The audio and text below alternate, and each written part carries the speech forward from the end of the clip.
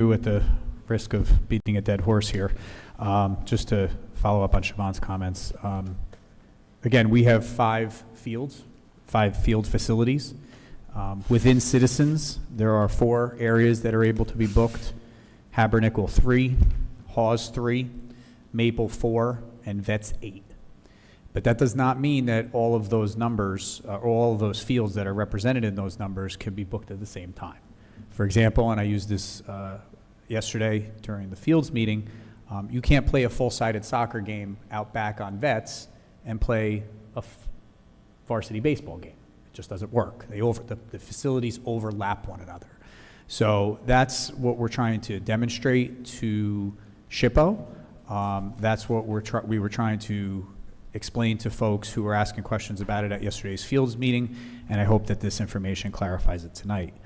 The only other thing I want to mention is the misrepresentation of my conversation early on with Kelly Raffel. I know Kelly through professional relationships. I knew Kelly was instrumental in preparing the State Historic Preservation application for Passaic County on Goffelbrook Park.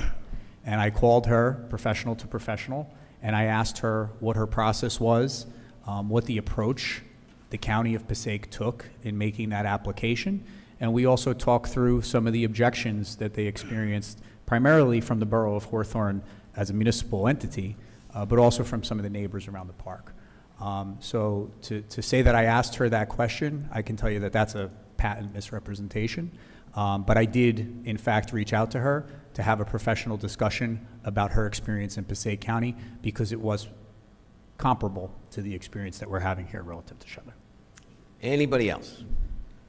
And with that, let's move on to our manager's report. Thank you, Mayor.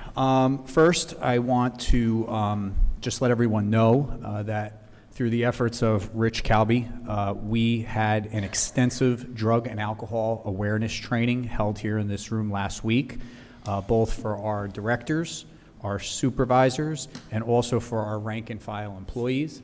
The training was put on by Intervention Strategies, which is our employee assistance program that we utilize here to help support all of our staff. And Dr. Tracy Waldman put on a very extensive training to help our employees identify issues with coworkers, how to properly report things, and how to get our workforce the support they need if anyone is in fact in duress. I also want to announce that we intend as a village to conduct a deer study. This is with 13 other municipalities in Northwest Bergen County. We're actually going to apply for a shared services grant, and our friends in Franklin Lakes are going to take the lead on that. But we are interested in doing a study of how many deer actually are in this area of Bergen County to discuss ways that we can help manage the deer population. That's not to say that Ridgewood would ever consider a cull. I don't want anything to be misrepresented after the fact here. I know one of our neighboring municipalities does undertake a cull from time to time. I don't think there's any support for that here. But the explosion of the deer population in this area of New Jersey is a serious issue, and it is something that we are going to further discuss and study with our neighboring municipalities. As I put out on social media, and we sent out emails to the interested parties, the revised State Historic Preservation application for the Shedler property was resubmitted to the state late last week. We made all the proper notifications so that folks could easily find it on the website. I want to thank Carol Belkowski in my office and our IT department for making this posting of this version of the application much more easily navigable if you do decide to access it on the website. And I encourage any residents who have any questions about the SHPO application, please let me know, and I'll either be able to answer your question, or we will go to the requisite professional staff to get any questions answered as soon as possible. Had a conversation today with Matrix regarding the soil testing. We did receive this week the approval from the Bureau of Solid Waste, Tom Farrell, down at the DEP, to move forward with the scope of work that Matrix presented, and we anticipate that we will be doing testing on the site sometime later this month. Also, we have a couple of announcements tonight. Online registration at Graydon Pool and the tennis pickleball badges. Registration opened back on April 1st. You can register through Community Pass. For preseason badge distribution, in-person assistance will be available Monday through Friday at the stable from 8:30 to 4:30, and in person at the Graydon Badge Office on Saturday, May 10th and Saturday, May 17th from 10 a.m. to 12 p.m. at the pool. Touch a Truck Day will take place this next Thursday, May 15th, from 9 a.m. to 2 p.m. at Van Ness Square. The Ridgewood Beautification Team will be holding a planting day on Saturday, May 17th, beginning at 7:45 a.m. The committee is looking for volunteers. Should anyone wish to volunteer, please contact Councilmember Winograd. This is a 2 to 3 hour commitment on Saturday, May 17th. The last day to register to vote for the primary election is May 20th. We will have late night registration at the Ridgewood Library from 4:30 p.m. to 9 p.m., which is the cutoff time for registration if you wish to vote in the primary. As a reminder, the 2-day per week irrigation regulations are in effect. Odd numbered addresses for irrigation are Tuesday and Saturday, and even numbered addresses for irrigation are Wednesday and Sunday. No irrigation is allowed on Monday, Thursday, or Friday. Yard waste season began back on Monday, April 7th. Please check your paper calendar for the village to check what area is picked up on which day. And lastly, upcoming village council meetings. May 14th is a public meeting. May 28th is a work session. June 4th is a work session. June 11th is a public meeting. And June 25th is a work session. And they all begin at 7:30 p.m. And that concludes my report, Mayor. Thanks, Keith.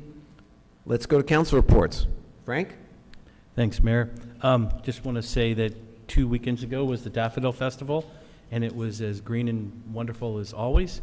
That I had said that Nancy would have provided a sunny day, which she did. However, I forgot to request less wind, and so we had quite the windy day. But still, the Village of Ridgewood came out, which is always exciting to see, and it just keeps getting better every year. Also, I'd like to say that this past weekend, my twin and I both did council chat. We were speaking in unison as well as dressed the same, and it was great to just interact with different residents and being able to resolve some of their issues right away. And that concludes what I have to say, Mayor. Thanks, Frank, and I appreciate your accepting fullest responsibility for the all-too-windy day. You're a good man. Siobhan? Sure. So I want to thank everybody from Shade Tree who gave out 300 whips for Daffodil Day and Earth Day. It was a lovely effort, and it was much more streamlined because we only offered 2 types of whips. A gentle reminder for the whips and the saplings that now is the time to water them because they are still very young and need extra water. I also want to say that both Paul and I on April 27th attended a Law Enforcement Appreciation Day at the Church of the Good Shepherd in Glen Rock, and it's always lovely and thoughtful. I want to thank Linda Scarpa for always organizing it. She has 2 sons who are involved in the service, and it's an interesting commentary to talk about police in that often police meet you on your worst possible day and how they handle that with such grace. So I want to thank everybody who was there. It was a lovely experience, and I know Paul will probably echo that. So, and again, thank you, Linda. We had an access dinner at Raymond's, which was very successful. It was a lovely opportunity to connect with the community, and they continue to be well attended. Police and fire both attended, and we had the luxury of a little micro visit to some of the fire trucks outside, and that's always great. So thank you to everybody who came to that, and if you haven't been to an access dinner, we really would love to have you. It's a great way to promote a business on an off night and engage with our access community.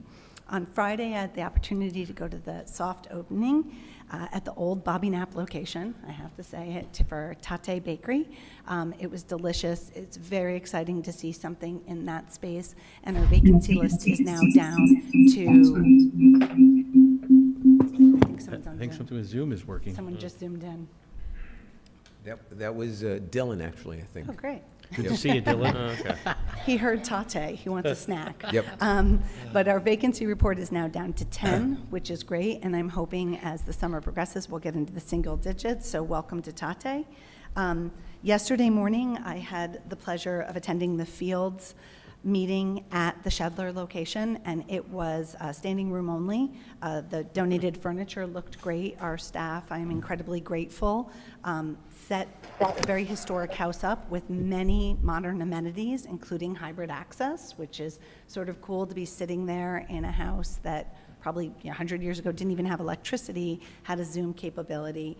And we discussed many things. The first is we welcomed celebrity visitor Pam, who came to discuss some of the shortcomings on her grass utilization and weather, and she was very well received.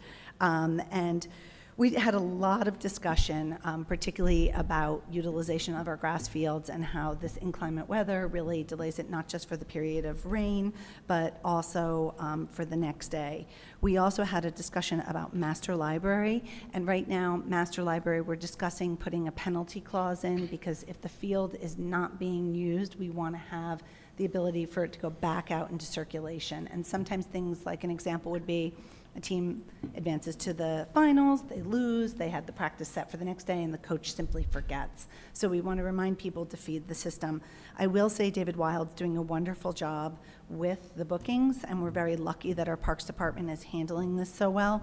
And I also want to say thank you to Katie Fry, who ran a very thoughtful, kind of emotional meeting, and for everybody who made it happen. So if you ever want to attend a Fields meeting, they're on the first Tuesday of the month at 8 a.m. We have a lot of visitors at the meeting, and I thought the discussion was great.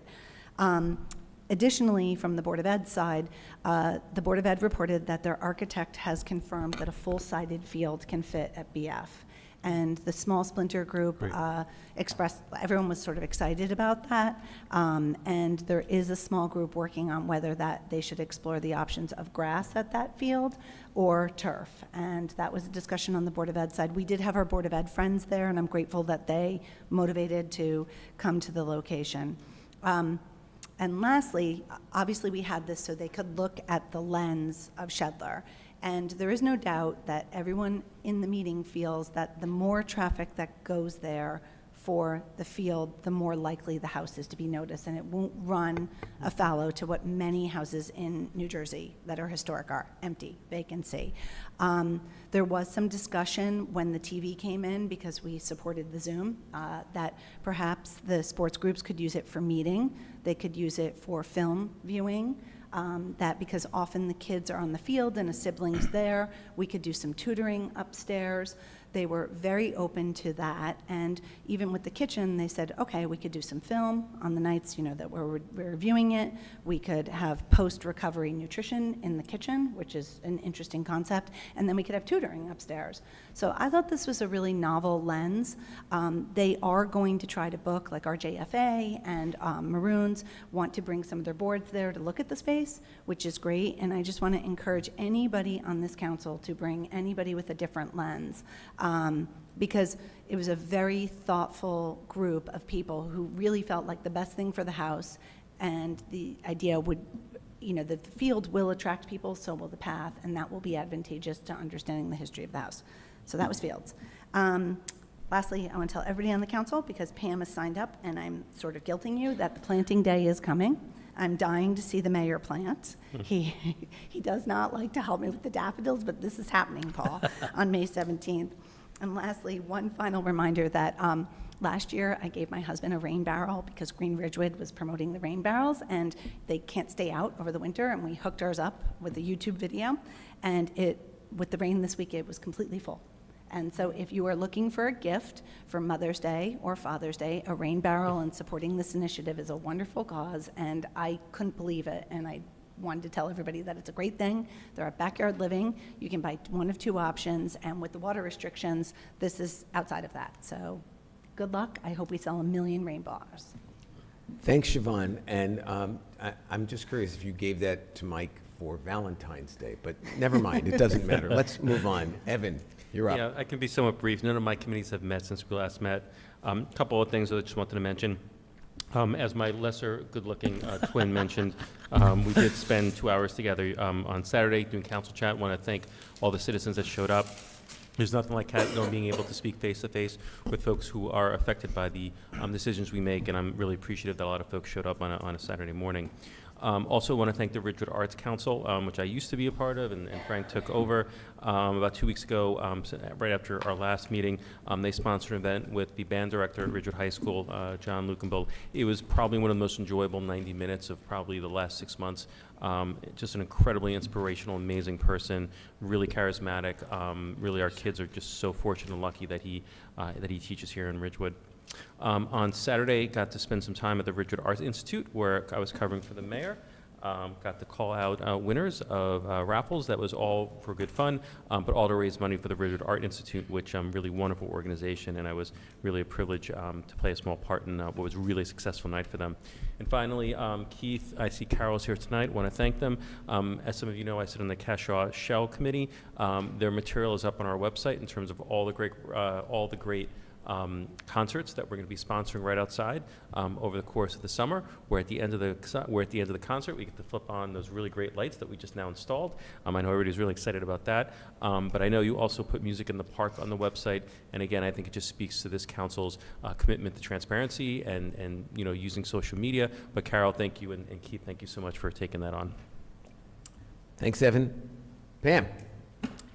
Okay, with regard to the Daffodil Festival Earth Day Fair, I want to thank again the Conservancy for Ridgewood Public Lands and Nancy Bigos and the Parks Department, because they are, with Green Ridgewood, the prime organizers, along with our water utility and sanitation department. Also want to thank Andy from the Signal Department, who set up the sound system. And thank you for the opportunity to lead the dog parade, because I love doing that. Also, Green Ridgewood, you might remember, subsidizes the purchase of rain barrels at Backyard Living to the tune of $25 per rain barrel. Also, let's see. With regard to rain gardens that were refurbished this weekend, Green Ridgewood and our engineering department and Grace Church volunteers dug up all the overgrowth at the rain garden at the parking lot of Habernickel Park, and the rain garden, you may not have even realized it was a rain garden, on the ramp up to the bridge into Graydon Pool. When you pass by, you'll see they just look pristine and beautiful. They're going to fill in really nicely over the summer.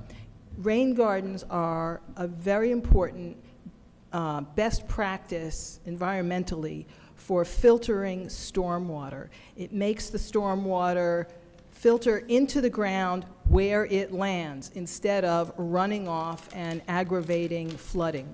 So, and in addition to that, it filters the water and removes contaminants. So it really is one of the best practices. If you have room in on your property, you might consider it. The Ridgewood High School students are planning on building 2 more rain gardens, one near the parking lot on the east side of Veterans Field across the river, and another one on the high school grounds. The big news today was that Columbia University graduate students agreed to work with Green Ridgewood to rehabilitate, redesign, or bring back and protect the Saddle River Park that runs through several towns in Bergen County, including Ridgewood. So that's very exciting. It will be a very intense partnership over a 2-month period, starting probably June 1st. Let's see. Ridgewood Water held its 4-town round table on Monday morning, and one of the topics covered was the replacement of lead service lines from the curb into people's homes. Not everybody has this. In fact, most people don't have this problem, but for people who have lead or galvanized pipes, they must be replaced by 2031, right? 2031, yes. Okay, and We're urging people to follow one of the options to get that done, either immediately or over time.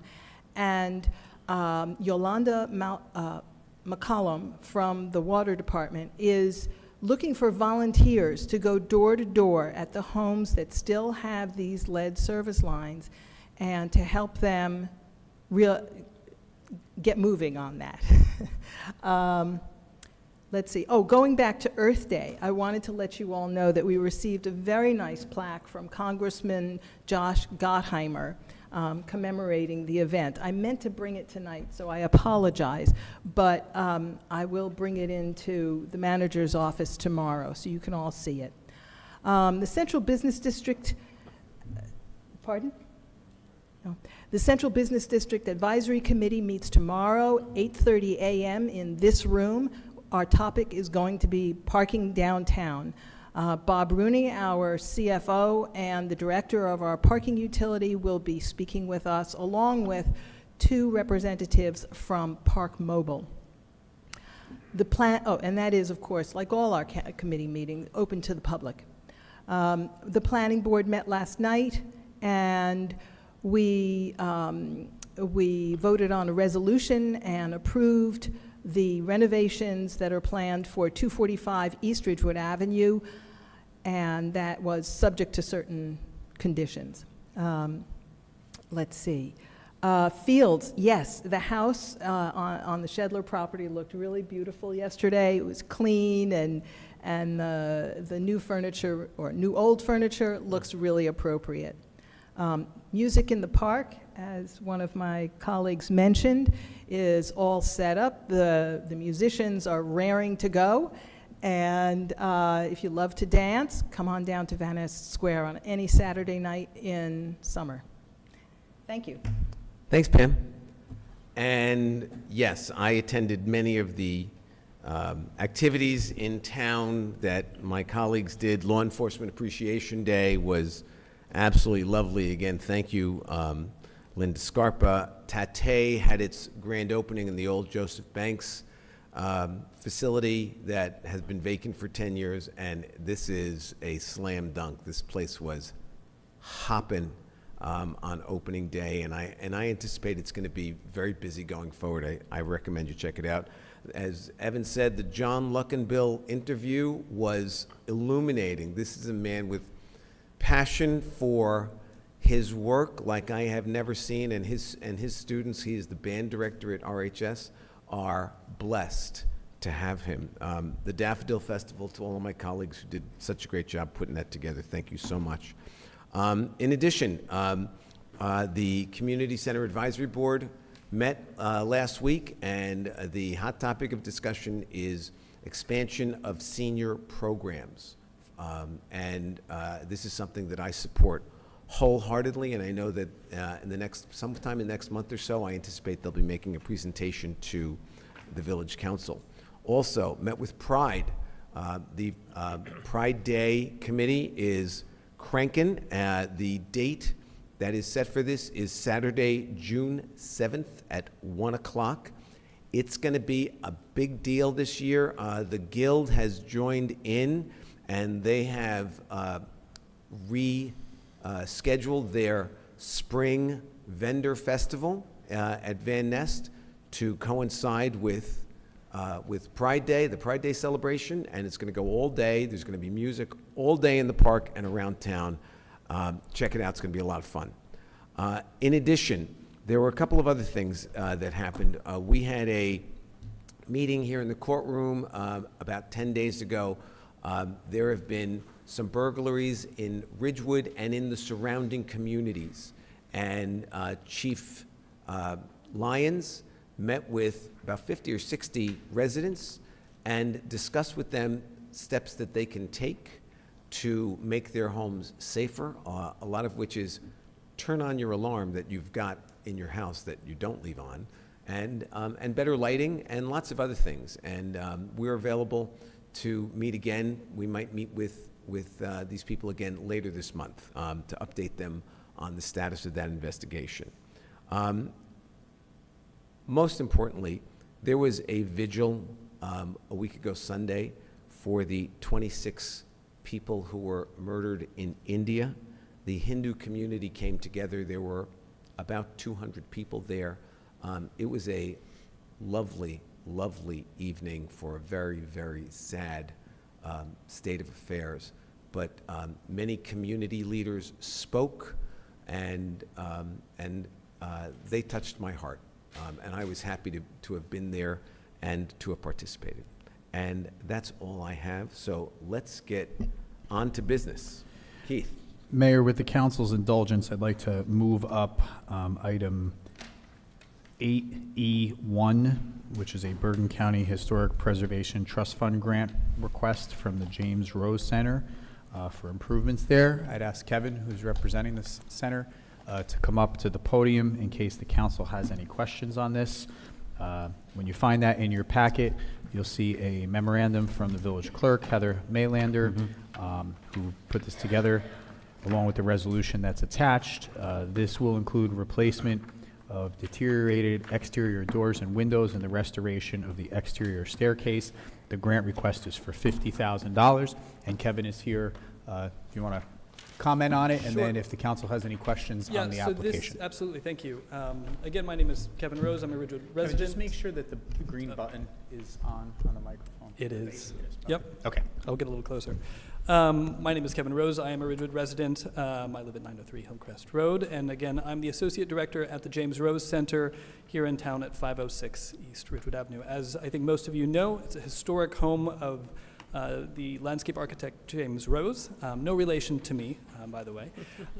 And we have recently applied for a grant from the Bergen County, from the Historic Preservation Trust Fund. This has no real impact on the town, but as part of that grant application, we are required to apply or put out public notice and notify the village that we are applying for that grant. So we have requested through Heather that a resolution be read during a public meeting to notify the community that we are applying for this grant. The way this works is we have put together a package. The total work we're looking to do is about $47,500. And that is for the replacement of the windows at the center as well as exterior doors and the repair of a central staircase, which is actually the only staircase right now that goes up to the second floor garden area.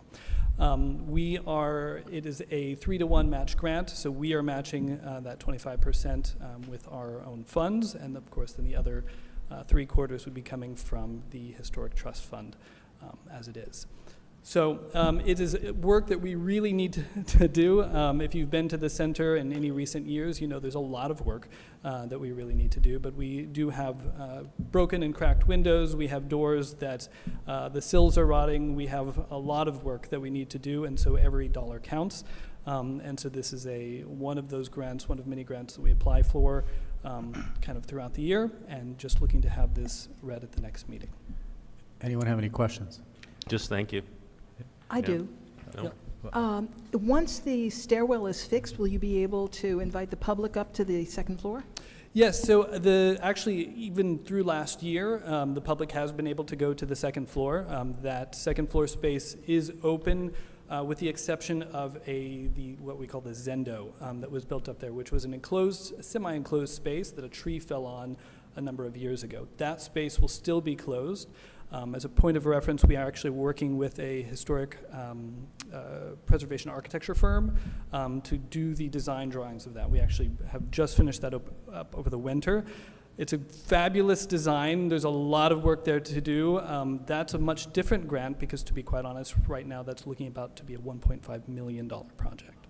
However, the rest of the space upstairs has been used up until this year, but this particular staircase does need to be repaired. We would prefer to do something to do more permanent rather than a kind of temporary thing, and so this is part of that grant.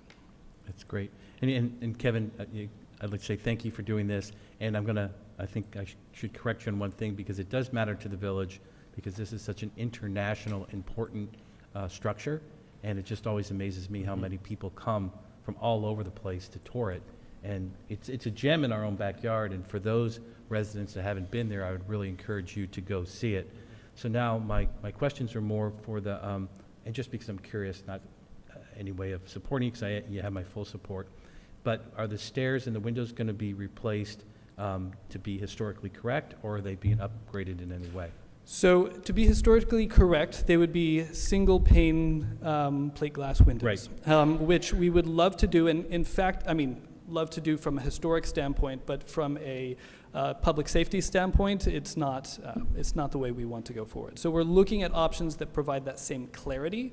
And in the last several years, there's been a lot of developments as far as giving that type of glass and that type of look without kind of greening the windows, because that was one thing that Rose was really one of the main reasons he used that glass even at the time was so that you have that perfect clarity of indoors to outdoors, which is a lot of the philosophy. So we're going to get as close to that as possible while being safety glass, of course, for the public. So not exactly, but as close as we can come. Gotcha. And one of the interesting facts that I think about the James Rose Center is that it's in the floodway because it's right on Southern Parkway, and yet it doesn't flood.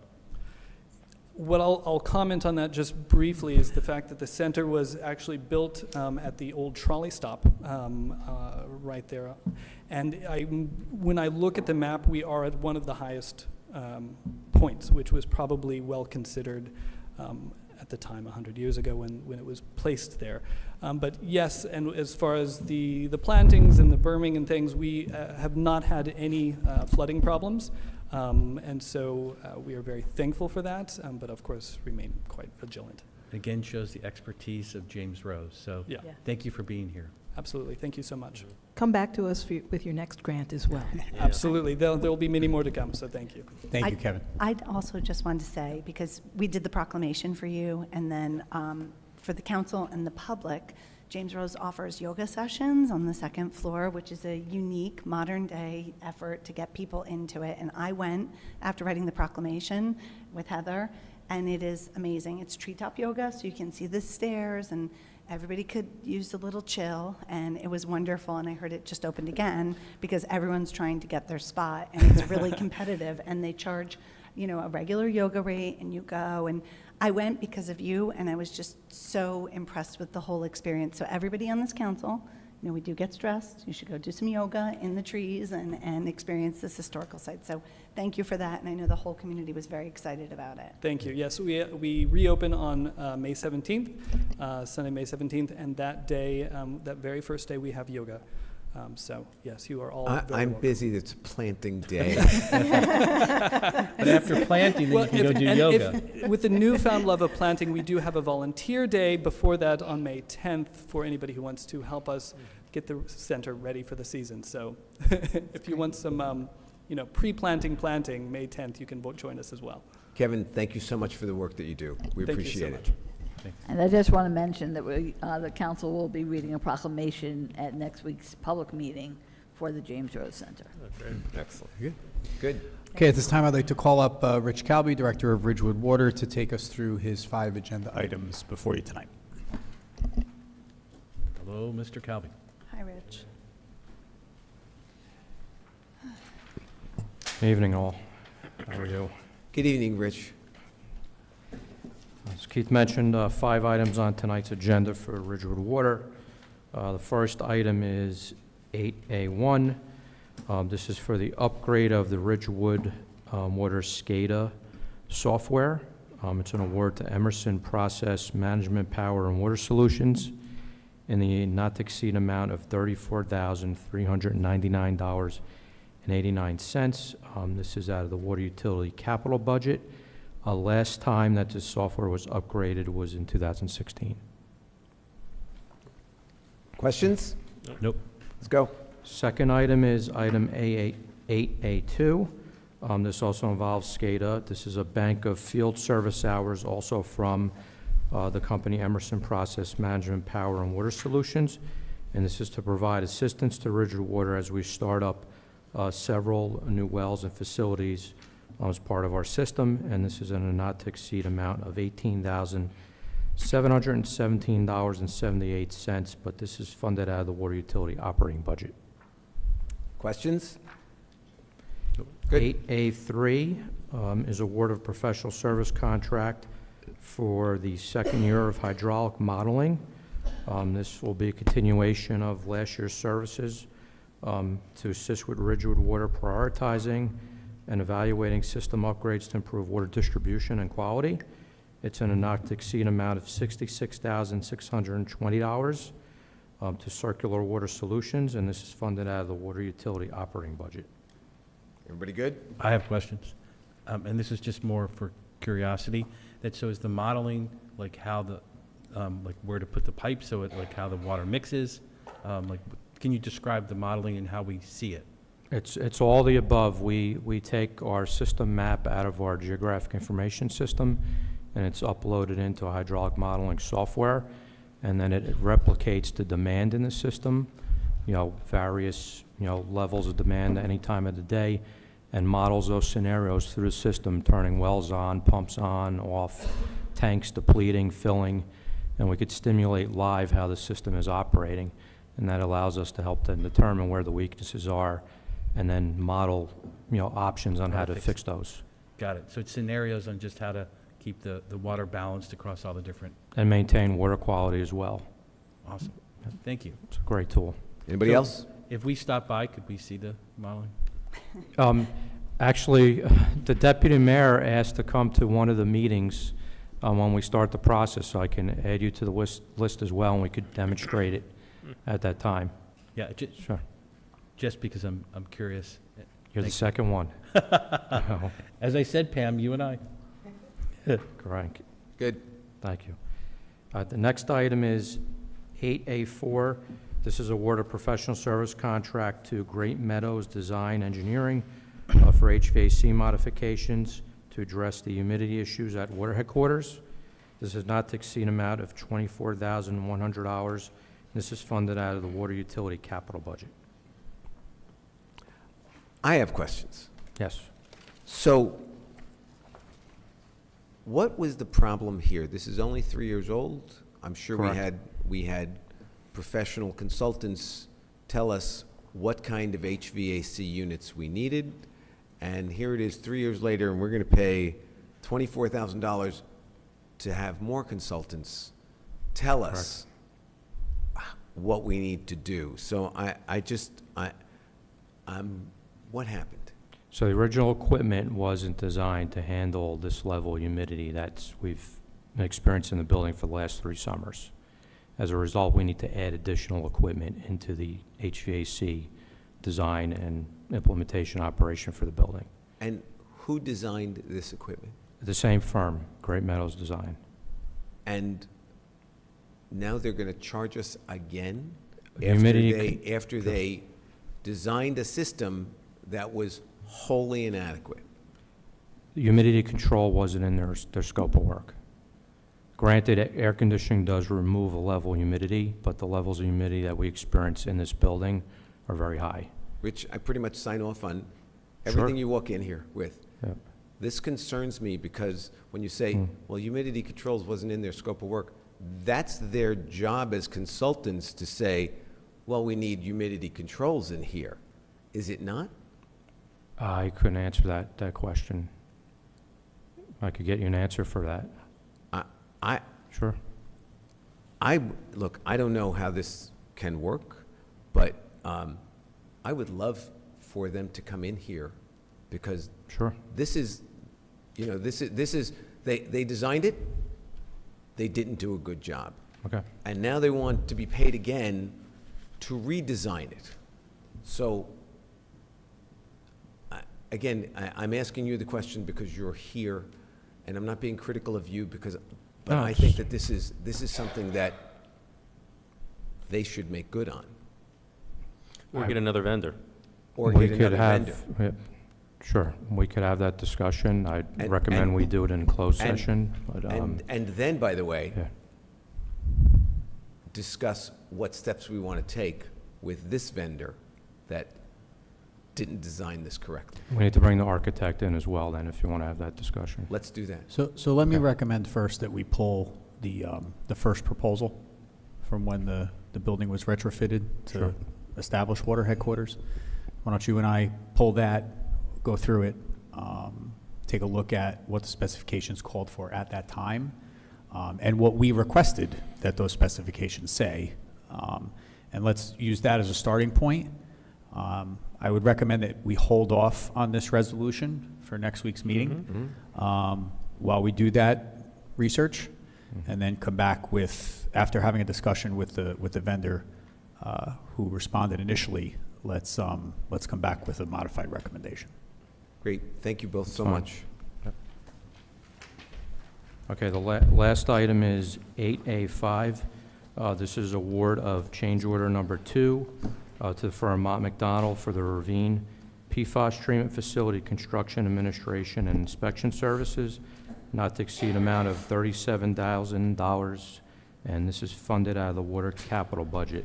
This will bring the new contract total to $597,500. This is associated with delays due to securing the building for the new PFAS facility. The contractor is on their 5th building vendor at this point, with the hopes of securing a building and finishing the work. They have provided us with a contingency plan to get the system up in operation without the building, free of charge, in the hopes that we could operate without it until it gets delivered. But this is to pay Mott McDonald for that extended amount of time. Questions? Good. Okay. Thanks, Thank you. Rich. Thanks, Rich. Thanks, Rich. Okay, we have nothing under parking tonight, so we'll move to budget. First item is to award a sole source contract for the purchase of sodium hypochlorite solution for Graydon Pool for the summer of 2025. Recommendation is to Buckman's Inc. for a not-to-exceed amount of $23,000. Questions? Nope. Let's go. Item 2 is the award of a sole source contract for our e-ticketing application. You'll find a memorandum here from Sergeant Torino from the Traffic Safety Bureau with the Ridgewood Police Department, recommending a resolution for Mobizent Ticket Works. They are out of Manalapan, New Jersey. And the total for this cost would be not to exceed $20,500. And actually, am I mistaken? The cost is $3,300. No, the Did full I- not did to I miss exceed that? is $20,500. 2050, 20,500. Yeah. Mm. It's in the last Oh, there sentence you of the go. memorandum, Yeah. and then it's in the last two. The 3,000 paragraphs is an of the- additional charge. No, got it, Okay. missed that, thank you. Right. Item 3 is an award, a contract under state contract for ammunition for the police department. This is an amount not to exceed $43,713.09. And the breakdown of what would be purchased is listed in the resolution. Everybody I good? have questions. Oh. That, what happens with the unused ammo? I'm sorry, I didn't hear you. What happens with the unused ammo? The unused ammo, I believe that there are Attorney General protocols for disposing of it. I can get the specifics of that from the chief for you if you're And interested. is there a shelf life of ammo? Yes. Okay, and then, so it's like, this is all, Yeah, it's all determined by Attorney General guidelines and, codified in our accreditation process. like, I just was, like, how much of this do, and I'm not gonna hold it up, I'm just curious, because it's like, there's a lot of different kinds of ammo here. Sure. And I'm just curious, how much of this do we actually use? They have to qualify every 6 months. Correct. So they have to use the ammunition for that as well. Okay. Yeah. Yeah. So all these, they have to. Yeah, I mean, practice all this stuff. to Heather's point, the great majority of the ammunition that's needed is for training purposes, not for Yes. use in the field, so to speak. Thank God. Gratefully, and thank God. Yeah. But they do buy the requisite amount because all of the officers have to get Understood. requalified. Yeah, I just would be curious, what's the shelf life of ammo, and then how much are we actually having to throw away versus how much are we using? And again, it's just, Keith, I'm just curious, so I'm not holding it up. I will get those answers from Chief Lyons and get them to you, Councilman. Thank you. Okay. Next item is an award of contract under the New Jersey Cooperative Purchasing Alliance for the Emergency Mass Notification System. This recommendation comes from Rich Calby, the Director of Ridgewood Water, in consultation with Jeremy Kleiman, our OEM Director. And the recommendation is to award year 3 of this contract to SHI International of Somerset, New Jersey, not to exceed $35,772.30. The OEM budget will cover $8,818.08, and the water utility will cover $26,454.22. And again, this is to do our mass notification system in the event of an emergency or some sort of water situation where we have to notify the public. Okay, next is the award of contract under the Educational Services Commission of New Jersey contract for the new asphalt hot patch dump trailer, which was allocated for in the 2025 capital budget. I know Mike Junta, our supervisor of streets and fleet, was here at our budget hearing where he articulated the fact that the current unit is really no longer usable. The trade-in of the old hot box for this new machinery will not to exceed $40,746, and that's with the trade-in of the existing equipment. Questions? I only had one question, is that on the bottom, the ECN, it says 45,746. Do we get a $5,000 credit? Well, that's because we're doing the trade-in. Okay, so Yeah. that's the value of the trade. Yeah, if you look at the fourth paragraph, it says the hot box is equipped for the Got it. village's needs with a cost of approximately $40,746 with the trade of the old hot box. Got it. So that's part of the purchase price. Okay? Good. Number 6 on the agenda is the award of professional services contract for the establishment of the Special Improvement District Corporation. This is the SID. This will be Phase 3 of the study, as I understand it. Yes. But I'll turn it over to the Deputy Mayor, who has really spearheaded this effort with CBDAC. So the steering committee has been meeting with Stuart Copperweiss of Economic Development Strategists for over a year, and he has taken the steering committee through Phase 1, and we're just finishing up Phase 2 now. He has delivered the report to us regarding the feasibility study. The steering committee is putting the finishing touches on the report, and then it will be presented to the council, along with, in Phase 3, the draft ordinance to create a SID. I can just tell you now that the conclusion in the report is the steering committee feels that a SID is a valuable tool and really could help the village in terms of economic growth, marketing, vibrancy, and if we don't do it, the other towns that are doing it will get way ahead of us. So they would like, the steering committee would like to go ahead with Phase 3 with Stuart Copperweiss and his company, Economic Development Strategists, and that's what you have before you here. This is the contract for $14,000 to accomplish Phase 3. Pam, when do you think that we'll have the presentation that you mentioned? Probably September. Okay. And then what's the, Well, no, wait, maybe earlier. Yeah, it would be earlier, I think. and what's the timeline for Phase 3? Like, when do they estimate that could be done? The whole of Phase 3 is about 3 months. Could be a little longer because that takes us into summer. It involves, Phase 3 will involve not only the ordinance, but also setting up the district management corporation and having an election for their board of trustees, setting up a bank account, applying for nonprofit status, opening an office, and getting up and But from our running. standpoint, the timeline is that in approximately 3 months, we'll get a presentation, or within 3 months, a presentation of where we are to date, and then it'll take another 3 months, which will put us in the first quarter of when we'll be done with Phase 3. And then we have to meet, and hopefully there'll be a presentation so we can go through all that's involved and the costs Yes. and all that stuff. Right. And then we would vote on the ordinance. So- Right. All your questions get answered before we vote on the ordinance, and then, once the ordinance is passed and the District Management Corporation is up and running, they will come back to the council with a proposed budget for the year. Okay. Yeah, and I think that so we're talking first quarter of next year, so it's a ways off. But at that point, before we do the ordinance, I would like to see a lot of the financials of what's being requested of the proposed from the different businesses, as well as what the proposed budget is, just to make sure everything makes sense and that it's realistic. Because I see the benefit of this, especially as marketing our town as a whole, as opposed to each individual businesses trying to be responsible for marketing people coming. So there's a lot of power in that unity. I just want to make sure that it's realistic financially for businesses to do that and then just kick it around. Yes. So thank you for steering this, Pam. Yeah, I'm really excited about it. And I just want to add, Pam and I had a conversation. This is great. Thank you, Pam, for doing this, for shepherding it.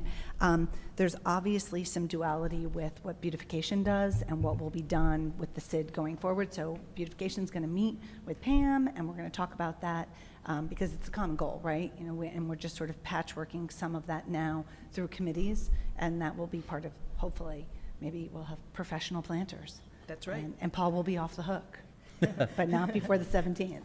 You wouldn't include me in that? Oh.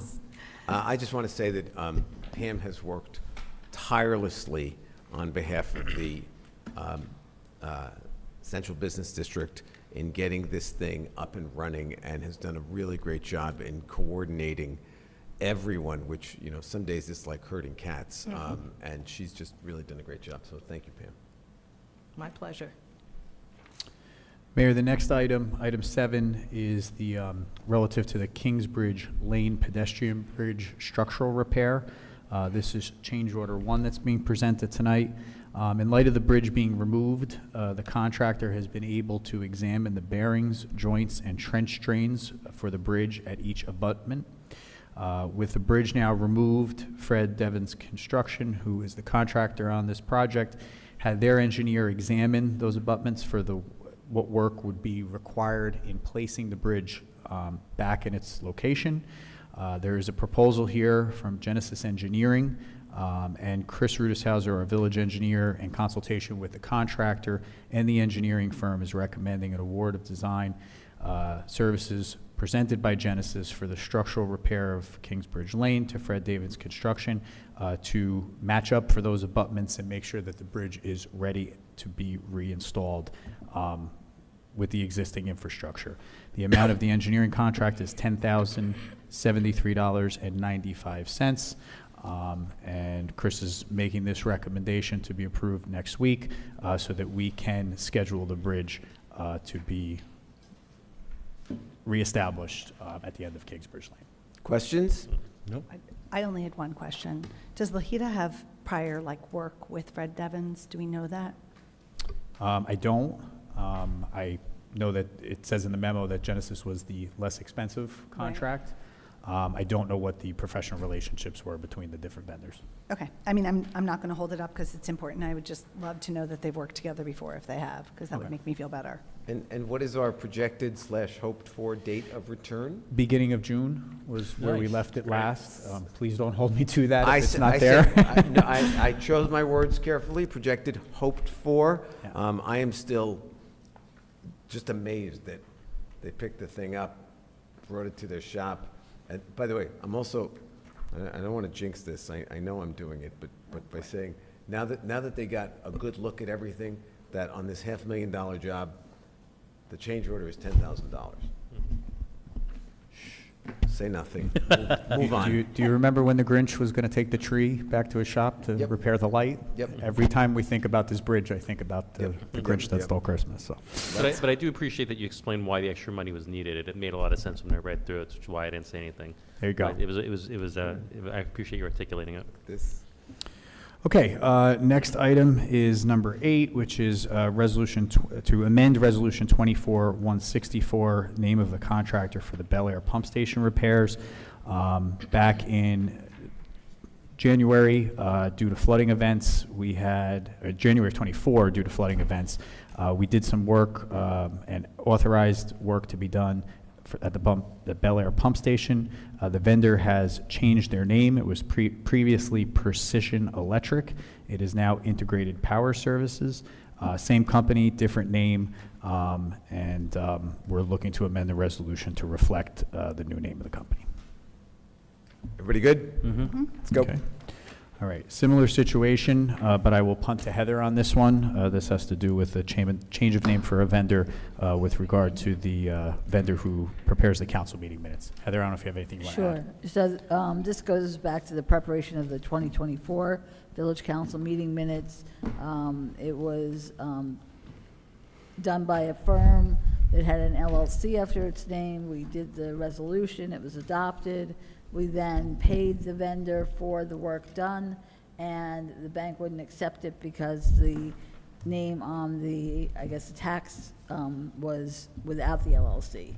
So we have to readopt the resolution without the LLC, and then we'll make the check payable to the vendor without the LLC, and hopefully the bank will now accept it. Okay. Everybody good? Yep. Let's go. Okay, Mayor, we also have a change order tonight being proposed by Matrix relative to the Shedler property community outreach obligations that we have. As you know, we had a plan that was prepared by Matrix, submitted to the DEP, and approved relative to public outreach. As part of that plan, we are accepting rolling questions from the public relative to the soil issues at Shedler. Unfortunately, I was notified this week by Matrix that we are out of funding for continued public outreach. At least not out of, we aren't out of money. We're out of authorized expenditures by this council for this purpose. So they prepared a revised proposal. This is a estimated cost of $23,410. I can tell you that just in the last few days, since the SHPO application has been submitted, we have received a number of additional questions. I didn't get a chance to count them up, but I think there were at least 5 or 6 new submissions. Some of them had, 30 or 40 questions in them. So this is going to be an extensive amount of work that's going to need to be conducted by Matrix on the technical side, and then by village staff for any village-related questions. But we are going to need an additional appropriation to take on this continued public outreach work effort. And the proposal is before you tonight. Questions?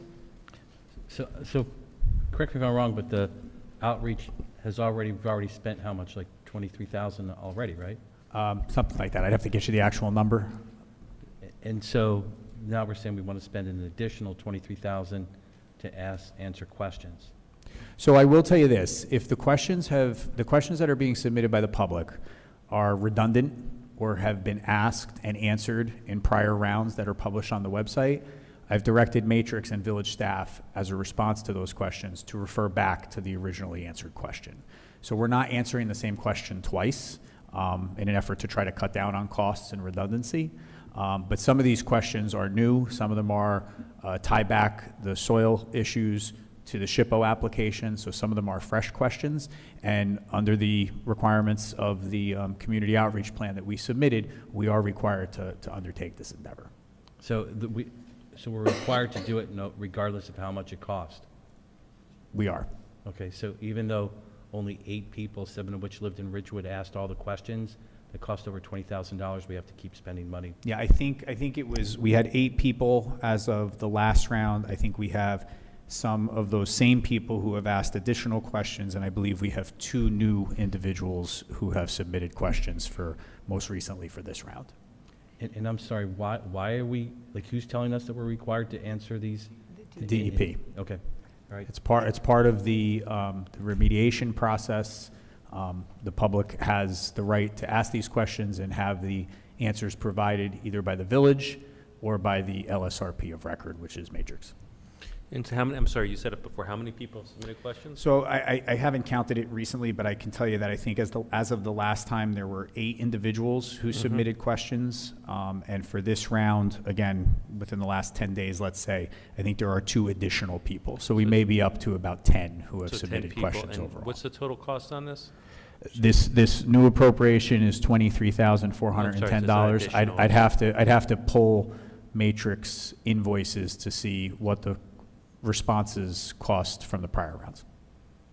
So $25,000 for 10 people's worth of questions. 50.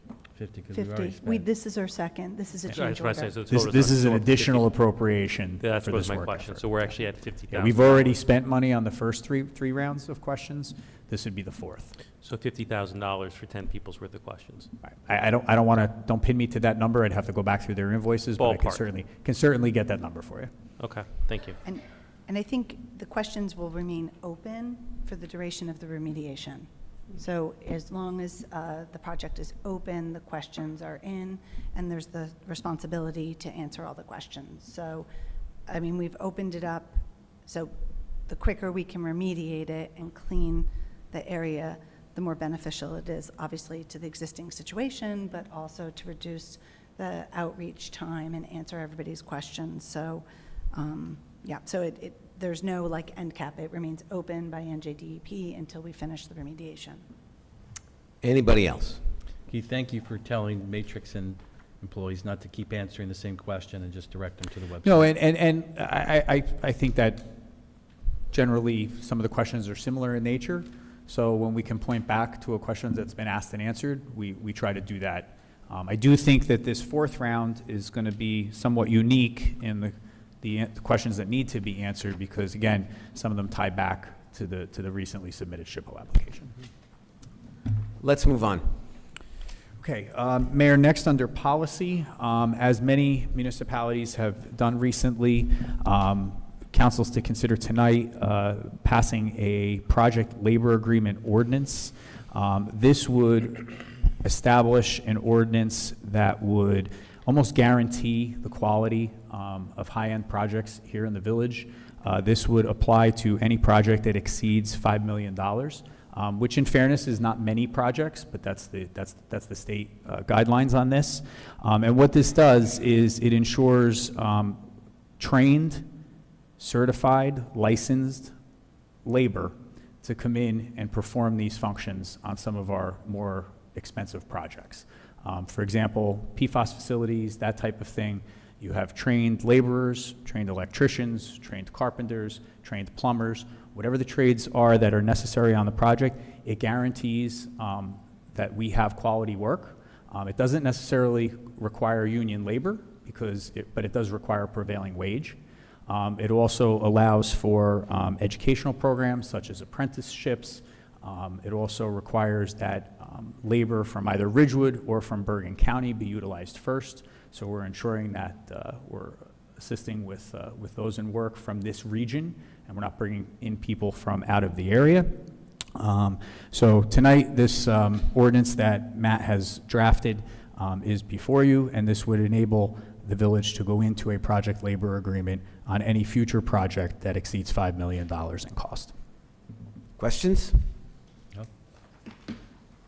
Good, let's All go. right. And Mayor, we covered operations already, so that concludes my portion of the agenda. I have one item for closed session later tonight. Great. Let's go back to public comment.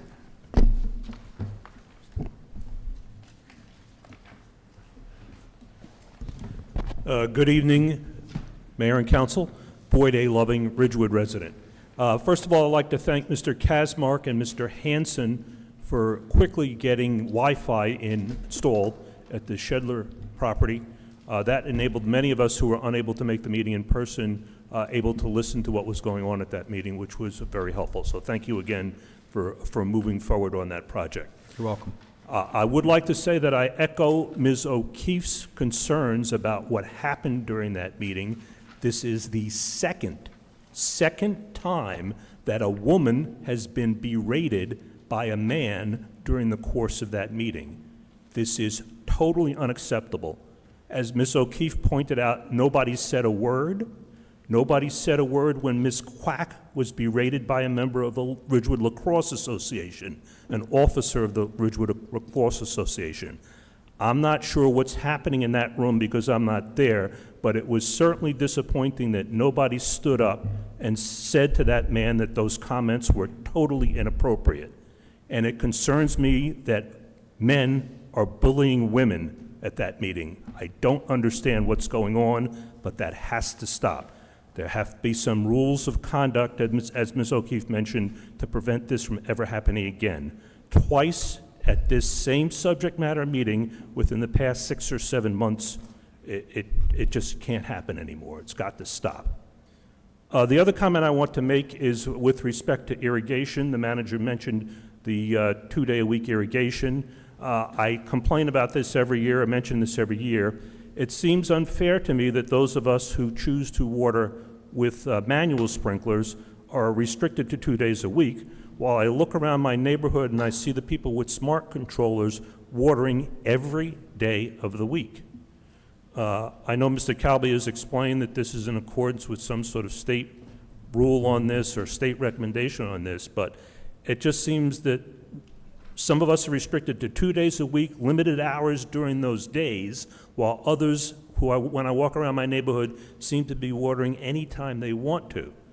I know that their smart controllers are supposed to be adjusting the water based upon temperature conditions and rainfall, but I think that some of these people have turned that off, have disabled that. And I don't know how we can begin to watch that, to find the people who have disabled that function and just water whenever they want to. And when you ask them about it, oh, I have a smart controller. So hopefully, especially since, not this past week, but especially since we've been in drought conditions for the past few months, that Ridgewood Water figures out how we can step up the enforcement and catch these people who have played with their smart controller system and have disabled it and just water willy-nilly whenever they want to. Thank you very much. Thank you, Boyd. Anyone else from the audience?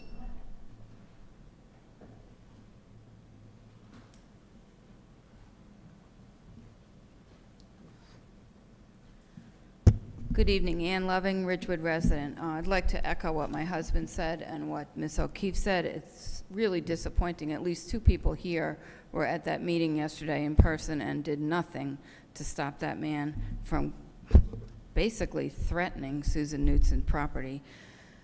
It's terrible. I'd like to read some timestamps. 7:34, 7:39, 7:41, 7:54, 7:54, 7:56, 7:57, 8 o'clock, 8:01, 8:01, 8:03, 8:18, 8:22, 8:37, 8:39, and 8:39. Those are all times this evening when 1, 2, or even 5 of you laughed during the meeting. I am not opposed to laughter. Laughter is very good for you, actually. But I am wondering if all of those timestamps are going to be included in the minutes of this meeting, that somebody or other laughed. And if you want the exact names of who laughed at what time, I wrote that down. Thank you. Thank you, Ann. Ha ha. Anyone else from the audience?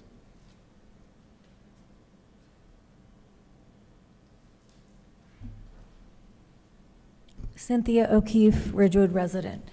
So I kind of ran out of time when I was speaking before. Keith, I just want to tell you that I'm only repeating what I heard at that Zoom meeting. There were a whole bunch of neighbors on that call. And I'm not accusing you. I'm telling you what Kelly Ruffel, however she pronounces her name, said, was that you had said, what do I need to do to get that turf on that field?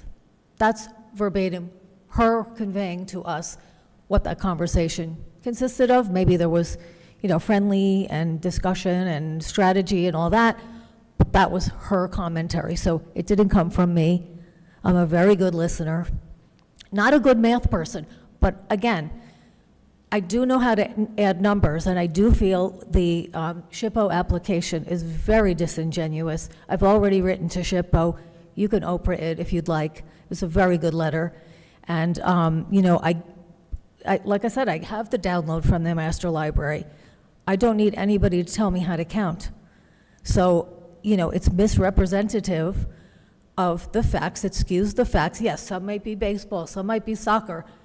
It's also not our problem that turf fields are built in a flood zone. Why doesn't the village do something to fix it? That was a great topic of conversation yesterday. I think it was Alex Feinstein who, it wasn't until yesterday I finally figured out what his role is, because it's not on any of the paperwork or the agenda, but he keeps talking throughout the meeting. So it was nice to identify that he's actually affiliated with an organization, because he has some good ideas. And he's keeps asking, why are no innovative solutions being, generated? And I have to agree with this guy. So I think, maybe we need to put our thinking caps on and have a group of residents who can do some strategic planning, some project planning, figure out how to maintain grass fields.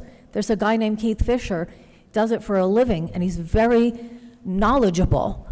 And maybe we leverage some of the real brain trust that's out there. It shouldn't be rocket science. He says it's doable. I've seen many of his webinars. I think next week I'll do a whole thing on PFAS. One of the comments that was made, again, by this same baseball person is, by the way, he called the Shedler neighbors those people. So you know how we talk about us and them?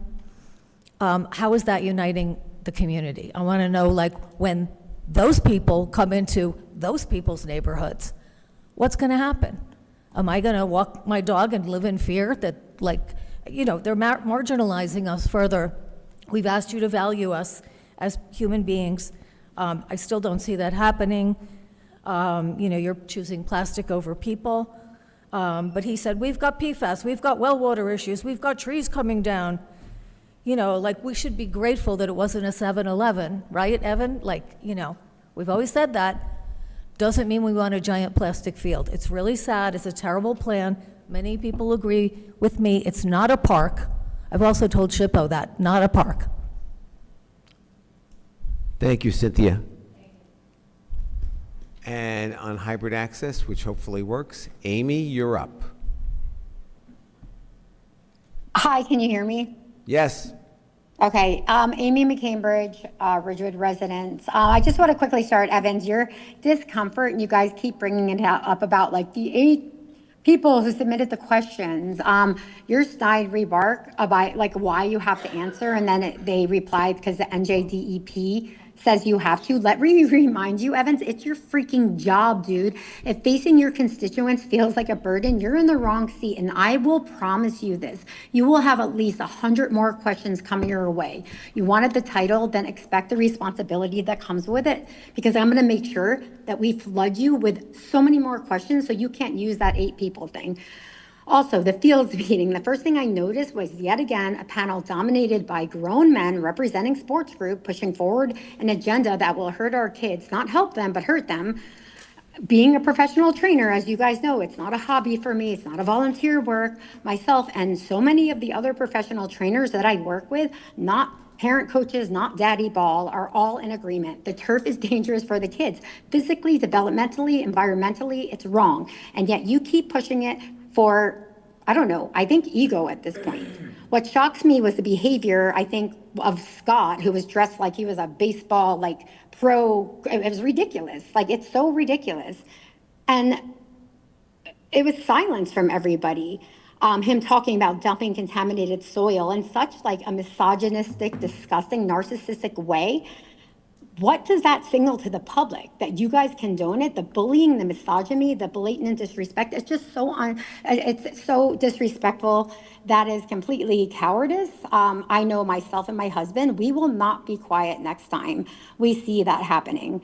And once again, this conversation isn't about health, safety, or long-term consequences. It's about your obsession. These parents, these sports parents squeezing in more games, not protecting the kids. You say turf lets you play in the rain. Just wait until federal regulations kick in, local regulations, and these fields hit 180 degrees on a summer day. You will not be playing anything from May to September. You claim there are no solutions, but if I, a private resident, can get Keith Fisher to agree on my first email to him to come out and speak to you guys, why haven't any of you lifted a finger to do the same? Stop pretending that this is so complicated. It's not. You just don't want to do it. And the worst part, it's all happening at our children's expense. Another sports dad, I think his name was Alex, similar to your Evan's rationale, he was so irate that the Board of Ed, they actually had the integrity and said they're not going to go with turf at BF.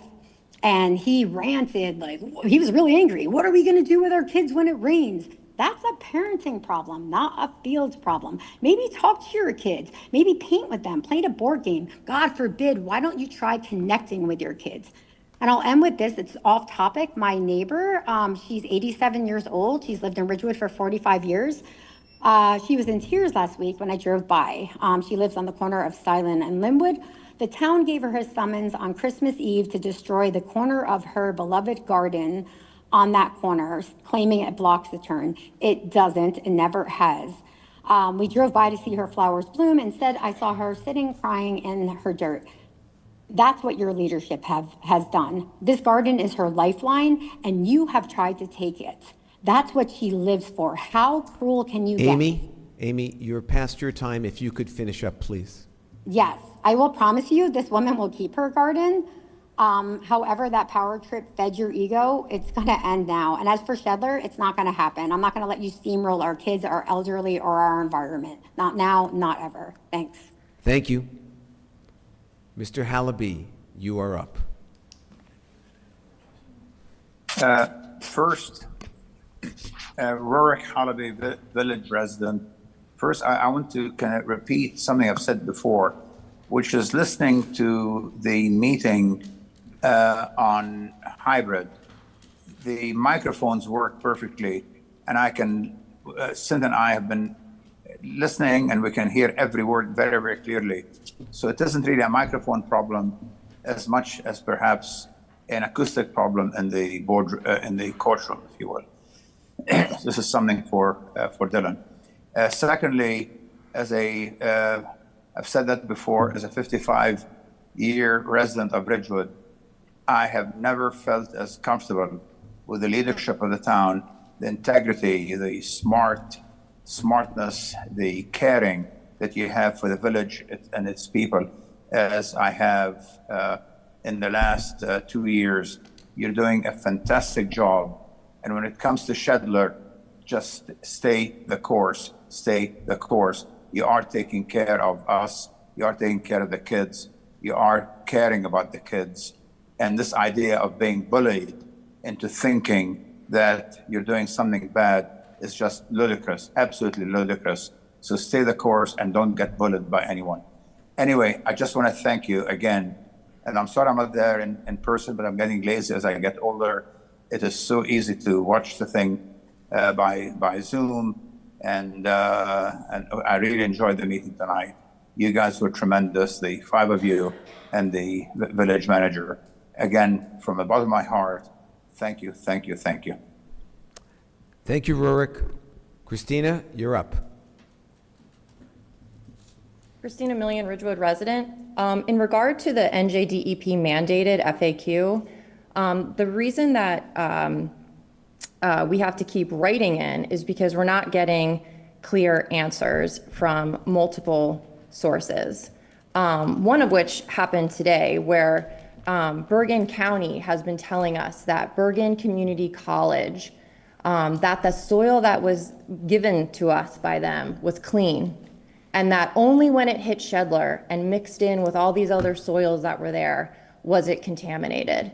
And it took Tom Farrell at the NJDEP today to get us to ground truth from his perspective that as far as that expert is concerned, the soil was dirty from Bergen Community College. I think it hit for mercury, exceeded mercury standards, and then that was dumped at Shedler. So, when we talk about why are people writing in with these questions and, it's so expensive, it's because we're getting told numerous different things by entities that we should be able to trust.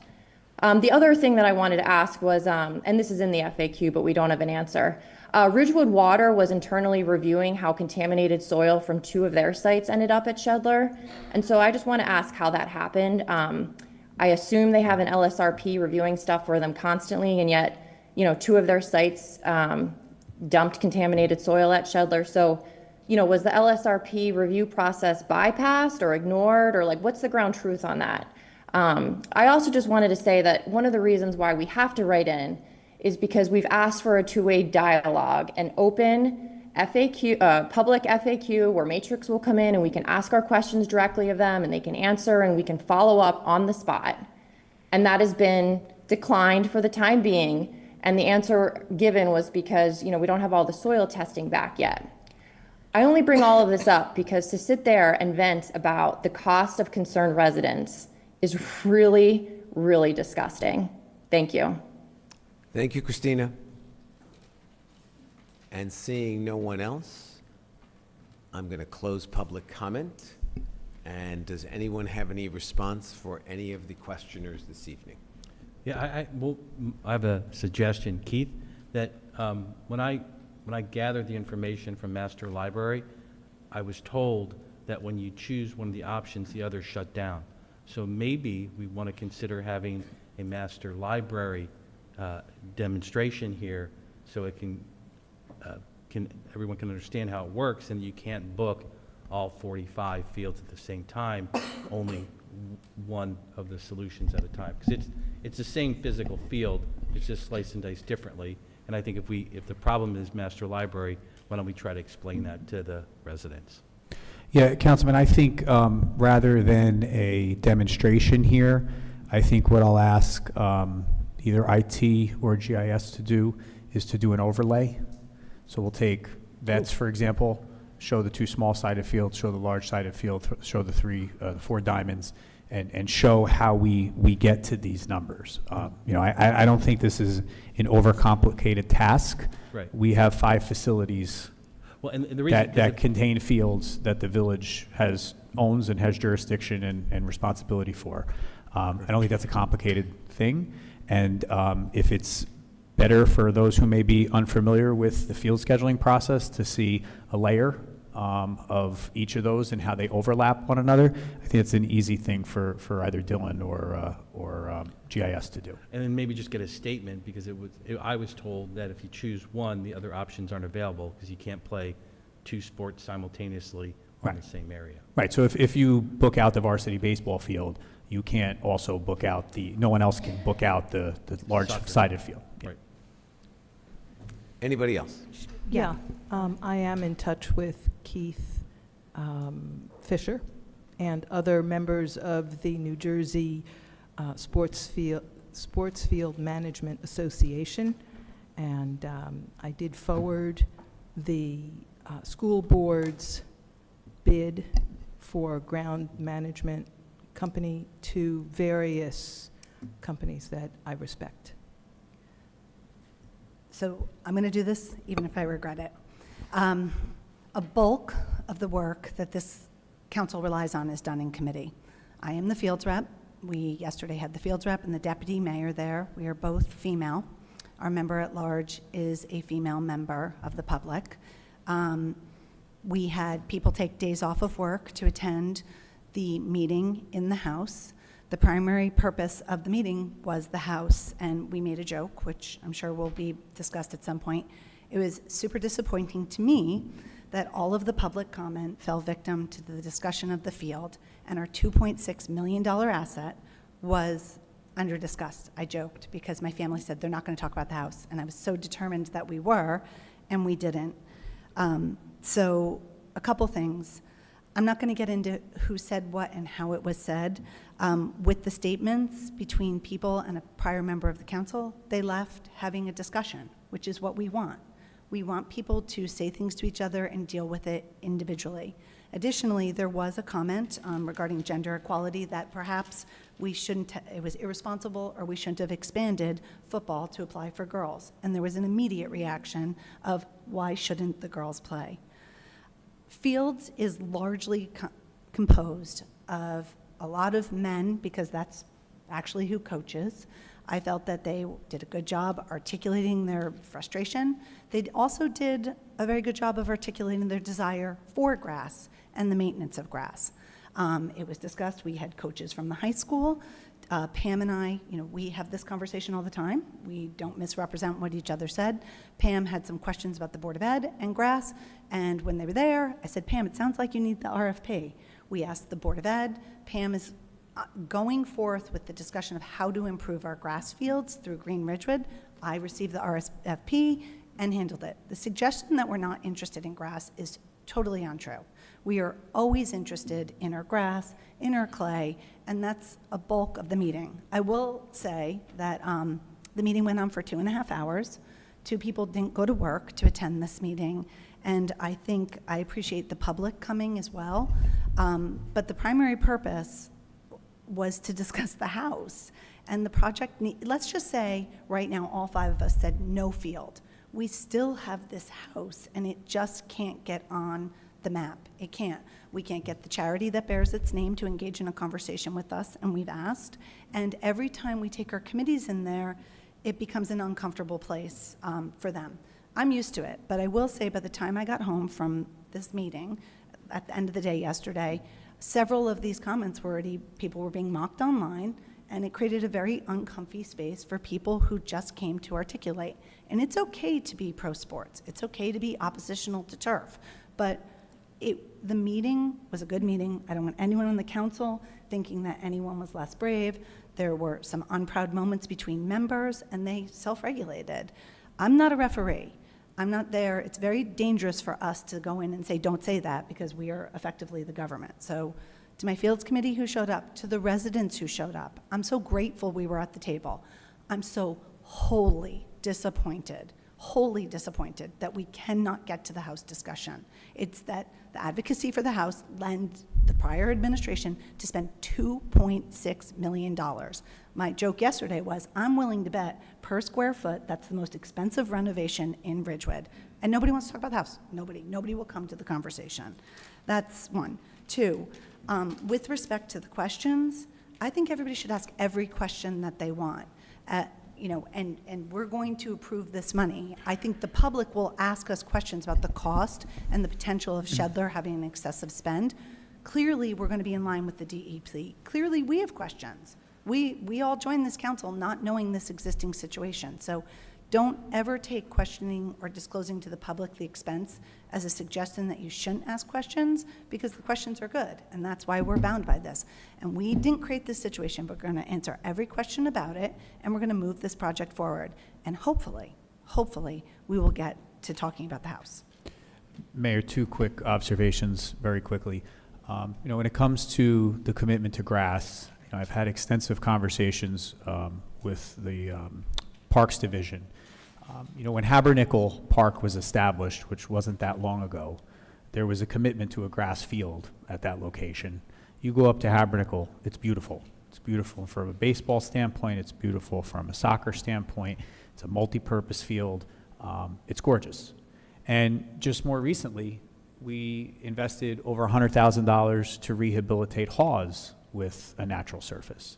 So for anyone to indicate that there is not a commitment to grass where it's appropriate, I think, again, that's not an accurate statement.